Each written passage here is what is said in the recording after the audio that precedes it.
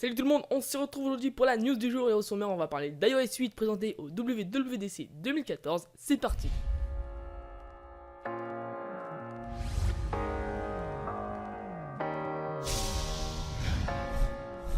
Je vous en ai parlé dans une précédente news, la WWDC qui est la conférence annuelle où des développeurs se rendent chaque année pour y découvrir des nouveautés. Nous avions misé sur de nombreux produits hardware mais malheureusement ça n'était absolument pas le cas. À cette nouvelle édition, Apple nous a présenté iOS 8 ainsi que OS X Yosemite. Aujourd'hui, nous allons discuter d'iOS 8 et OS X Yosemite sera présenté dans une prochaine news. L'une des premières nouveautés se trouve au niveau des messages ainsi que de ses notifications.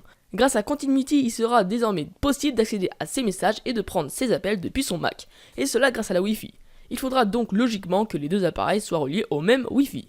Maintenant, autour de QuickType qui lui va nous proposer plusieurs choses. Par exemple, quand l'on commence à écrire un mail sur son iPhone, iPod ou même votre Mac, mais une envie de vous poser dans votre fauteuil vous prend et décidez de prendre votre iPad. Grâce à cette fonctionnalité, vous allez pouvoir reprendre votre travail là où vous en étiez arrêté. Apple a ainsi proposé plusieurs applications compatibles avec cette fonctionnalité. Par exemple avec l'envoi d'un mail, la consultation d'une page sur Safari ou encore la rédaction d'un texte sur une page. Il n'y a plus qu'à espérer qu'Apple nous propose d'autres applications compatibles avec cette fonction. Continuons dans les messages. Le centre de notification d'iOS 8 a lui aussi agréé des modifications très intéressantes, car il permet maintenant, lors de l'affichage d'une notification comme un message ou un email, d'y répondre en toute simplicité juste en tapotant sur la notification et sans avoir rentré dans l'appli destinée au message par exemple. Grâce à cette nouveauté, on gagne beaucoup en simplicité et en ergonomie. Encore là, une petite nouveauté qui va sûrement en intéresser plus d'un est la fonction Tap to Talk, qui permet, comme le nom l'indique, de joindre un message vocal de quelques secondes, voire quelques minutes, à ses amis ou à sa famille. Pour ce faire, il suffit de maintenir le bouton REC. Mais là, la nouveauté qui est la plus intéressante, mais pas nouvelle, est la fonction Swipe que l'on peut également trouver sur Android depuis déjà un bon bout de temps. Le principe est assez simple, il suffit de swiper sur les lettres pour écrire un mot. Vous pourrez donc choisir soit le clavier avec le swipe ou soit le clavier normal. Si vous voulez rester sur le clavier de base, vous avez tout de même raison car Apple a quand même apporté une nouveauté. Il sera désormais capable de suggérer des mots au fur et à mesure que l'on tape son message. Deux nouveautés tirées d'Android, après moi je dis ça, je dis rien.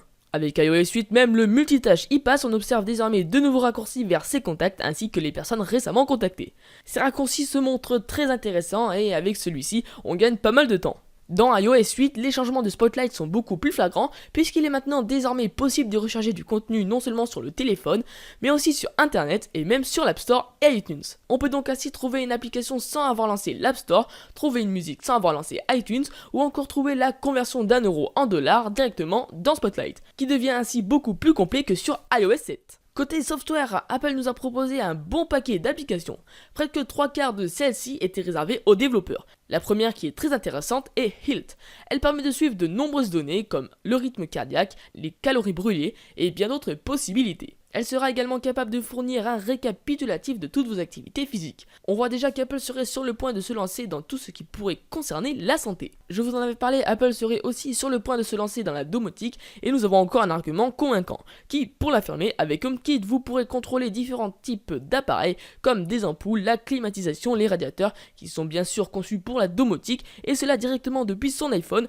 La cerise sur le gâteau, Apple annonce également que cette fonction sera compatible avec Siri, ce qui permettra d'effectuer toutes ces actions à la voix. C'est pas super ça? Et même Siri a été amélioré, plus besoin de longuement appuyer sur le bouton Home de l'iPhone, de l'iPad ou de l'iPod. Il sera désormais possible de dire Hey Siri, mais ce n'est pas vraiment nouveau, Google avait également fait cela avec son OK Google. Il faut aussi noter l'arrivée de Shazam qui sera également fourni dans Siri, donc pas besoin d'installer l'application Shazam, le top.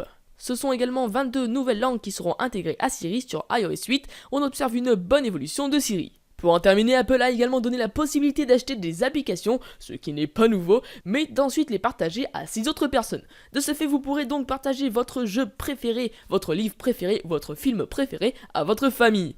Cela marche pour les jeux, les livres et autres achats sur l'App Store. iOS 8 est dès à présent disponible en version bêta. Les appareils pouvant supporter cette mise à jour sont l'iPhone 4S, l'iPhone 5, l'iPhone 5C, l'iPhone 5S ainsi que le prochain iPhone qui sera l'iPhone 6. Pour les iPads, l'iPad Air, l'iPad mini Retina, l'iPad 2, l'iPad 3, l'iPad 4, l'iPad Air, l'iPad mini et l'iPad mini Retina seront équipés d'iOS 8. Je n'ai bien sûr pas tout cité mais je pense avoir dit le plus important. Si j'ai le malheur d'avoir oublié des choses importantes, vous pouvez me le dire en commentaire et me donner en même temps votre avis. En tout cas, je pense que la WWDC 2014 a été riche en informations. Après, chacun son avis, vous pouvez me le dire en commentaire. C'était Jonathan pour la news du jour du lundi. Portez-vous bien et à mercredi pour une nouvelle news high-tech. Salut tout le monde!